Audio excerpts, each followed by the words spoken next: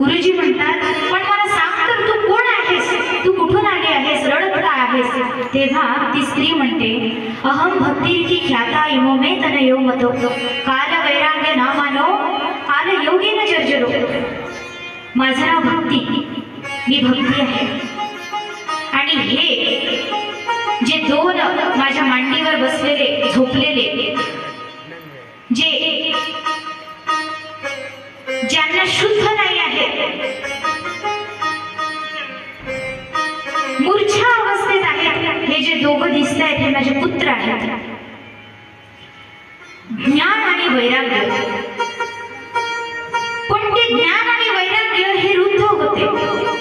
आणि नारदजींना प्रश्न पडला, माते हे तर वयाने रुद्ध दिसत आहेत, तू तर तरुण दिसते आहेस, हे तुझे पुत्र कसे? तेव्हा भक्ती माता नारदजींना म्हणतात की या पृथ्वीवर भक्ती लोक करत आहेत. माझा जन्म हा द्रविड देशामध्ये झालेला आहे. कर्नाटकामध्ये माझं पालनपोषण झालं आहे. महाराष्ट्रात किंचित किंचित महाराष्ट्रे गुर्जताम निर्जाम गताम, किंचित किंचित महाराष्ट्रात मला स्थान मिळालेलं आहे.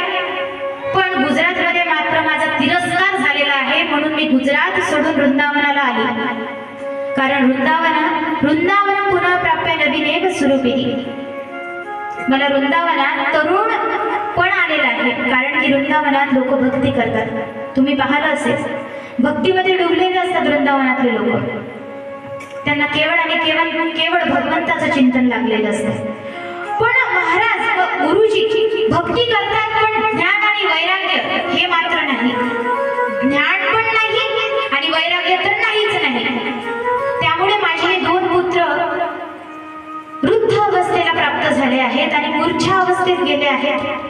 मला यांचं दुःख आहे की मी तरुण होत चालली आहे, माझे पुत्र वृद्ध होत चालले आहे. जर हे पुत्र नाही राहतील ना, तर मी हे भारत सोडून जाईल विदेशात. आणि आता तसं होत पण चाललंय. भारतीय संस्कृती बदलत चालली आहे, विदेशी संस्कृती येत चालली आहे. बरोबर ना? बरोबर आहे ना मावशी? डोक्यावरचे पदरच गायब होत चालले, कमी कमी कमी कमी. आता ओढणीच्या स्वरूपात आले आहेत पदर, मग स्टोलच्या स्वरूपात येतील, मग काय मी रुमाल घेऊन फिरतील काय? पाश्चिमात्य संस्कृती आपण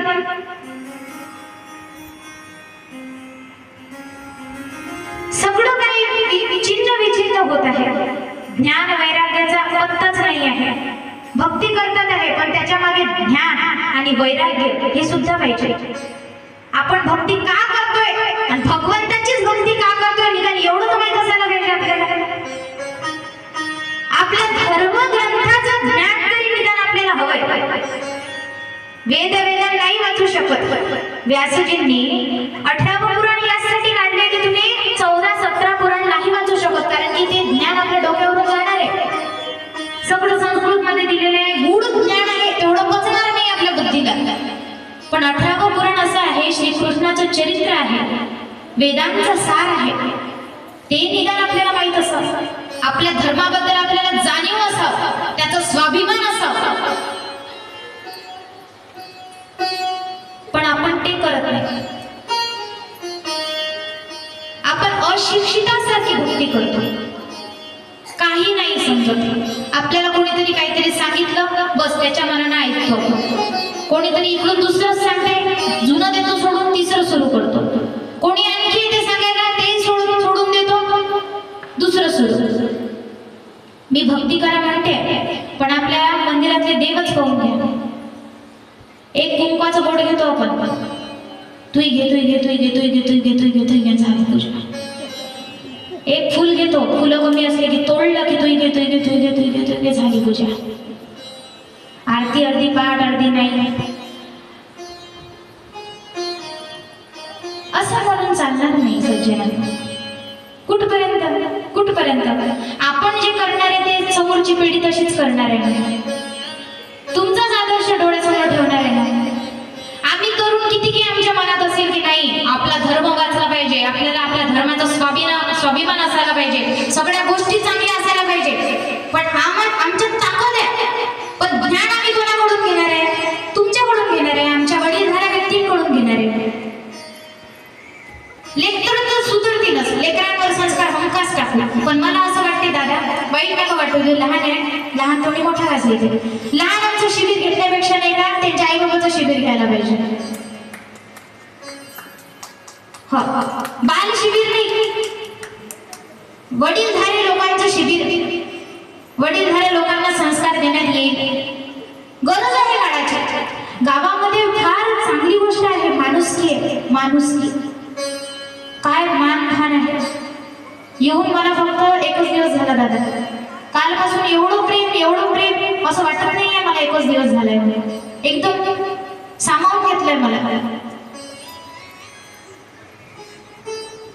गावात आहे, माणुसकी आहे, शहरात नाही उरली. शहरात बाजूच्याचं नाव माहित नाही आहे कोणाला कोणाचं काही घेणं देणं नाही. पण आपल्या जो माणुसकी आहे ना दादा, माणुसकी आहे, त्याच्यासोबत ज्ञान का वाढवत नाही आपण? दुसऱ्याने जर आपल्याला आपल्या भगवंताबद्दल विचारलं तर खडा खडा खडा खडा सांगता आलं पाहिजे. भगवद्गीता 10 श्लोक पाठ, दुसऱ्या दिवशी 20 श्लोक पाठ, अशी चर्चा करा. स्त्रियांमध्ये हिचं असं झालं, अशा चर्चा केल्यापेक्षा बाई ते बाजूची ना काय ह्या, मी म्हणते दादा तुम्ही ऐकताय ना, आपलं जे आहे आपण जो सप्ताह घेतोय ना त्याच्यात तुम्ही पॉम्पलेट छापणं बंद करा.